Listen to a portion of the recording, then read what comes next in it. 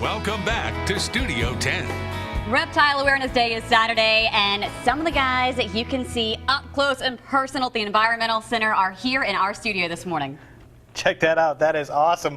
Michael Crabtree is here. He brought along some special friends. We have a tortoise and a snake today, and you just put out this strawberry. I didn't know tortoises like strawberries. Yeah, this is Lola. She's a South American red-footed tortoise, and they actually eat a lot of vegetation, and fruits are one of their favorite treats. And it's the color they're attracted to, that red, they like orange. Yeah, red and orange is kind of something they're attracted to, so this is kind of a favorite treat for being here in the studio today. That is pretty awesome. Now, you said South African or South American? South American. South American. So how did y'all come to have Lola here in Mobile? This is actually a rescue tortoise. Somebody brought her to one of our rescue groups, Chaos and Critters Animal Rescue, and then she actually got adopted out, actually to me. So that's how she's not native here to Alabama, obviously. So. Right. So she's one of the reptiles that everybody will get to see at the Environmental Studies Center. It's going to be this Saturday, 11 to 3. Now, each hour you're going to feature different reptiles. 11 o'clock, crocodiles, and then at noon, snakes, 1 o'clock, lizards, 2 o'clock, turtles and tortoises. So Absolutely. what kinds of things are we going to be learning about turtles and tortoises? We don't want to go over everything, so obviously there's a lot, but just a brief overview. If you could tell us the main things that we need to know about turtles and tortoises in this area. Well, Alabama is one of the most diverse states in our country as far as species diversity. We have more species of turtles and tortoises than any other state, so that's something really cool about our state in Alabama. So that's one of the things that we're going to be talking about. And a lot of the species that we have in Alabama, especially in Mobile and Baldwin County, is that a lot of our species are protected. So that's something that a lot of people are going to come to learn if they come to our event. How about a really basic question for those who don't know? What is the difference between a tortoise and a turtle? That is a good question. Really, one of the key characteristics is that tortoises have elephantine feet. You know, if you look at an elephant, they have really big, trunk-like, flat feet. Tortoises kind of have the same kind of feet. Okay. You know, a lot of people think that, oh, tortoises live on land, turtles live on water. That's not quite, some truth to it, but not the whole truth. Yeah, not quite the same thing, but that's really how scientists define the two. And since we do have so many in this area, a lot of times they wander into roads. My fiance just rescued one out of the middle of Moffett Road the other day.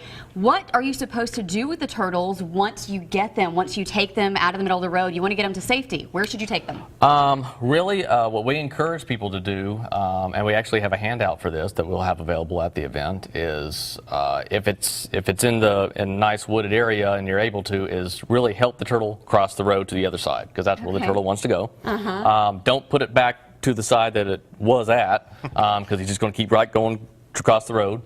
He's on a mission. He yeah, has he's to go. on a He knows where he's mission, going. especially this time of year. Turtles are wanting to cross the road for food and for breeding. This is the mating season for a lot of turtles and tortoises.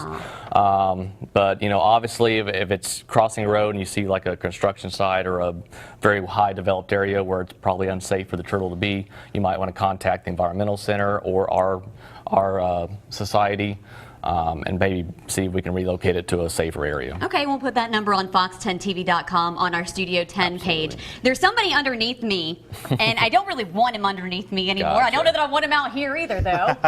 I do. I want to check this. Do you know if the snake's a boy or a girl? That we're not sure yet. How would you even tell? I don't know about this. Oh, geez Louise. Well, they don't speak English, so we can't really ask them. I can't do this. I'm sorry. Look at that. So, how do you know this snake is not going to kill us? He hasn't done it yet, so that's usually no. But anyway, That's good. Comforting. this is actually another kind of a rehome rescue snake that somebody brought to us. This is actually a corn snake. These snakes are actually native here to Alabama. Now they're usually red and orange. And a good way that you can actually tell them is that they have this kind of black and white checkered belly. Now, this snake is kind of unique because it's a genetic mutation. The genetic trait takes away the red and orange pigmentation, and you can see it's kind of a blackish and gray coloration. It's like an X-Men of the snakes. Yeah, something like that. it doesn't have any special powers other than the fact that it's just, doesn't have any red and orange. So not poisonous at all. Yeah, not venomous. And that's actually something that we're actually going to be talking about. There's no such thing as poisonous snakes in the world. Okay. There are venomous snakes, but there's no poisonous snakes. But this one's neither. So when you do see a snake out in the wild, what are the characteristics as far as their head shapes and their markings to know if it is poisonous?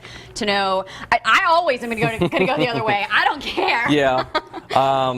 If you don't really know, the best thing to do is just leave the snake alone. Most snakes, just like any other wild animal, are just like you. They see a big 200-foot giant. They're generally going to want to be left alone. They're going to flee and they're going to run the other way or slither the other way. But are there any that are going to come after you that you really need to watch out for? I've heard moccasins, but is that true? Not really, and that's a really long topic, and that's something that we encourage people to come to this event. We actually have a booth and a room that's specifically going to be talking about snake identification and how to tell venomous snakes from non-venomous snakes and what to do when you see those kind of snakes. You're just putting your hand right on his mouth. Aren't you afraid that he's going to bite you at all? No, not at all. Like I said, this snake was... Can I touch it? Absolutely. This snake was bred in captivity. This is obviously a pet snake. This was not something that was caught in the wild and bred in the wild, so it's a little bit different. And even some of the wild snakes that I've found are really not as bad as they seem. Get in here, Joa. I'm shaking just looking at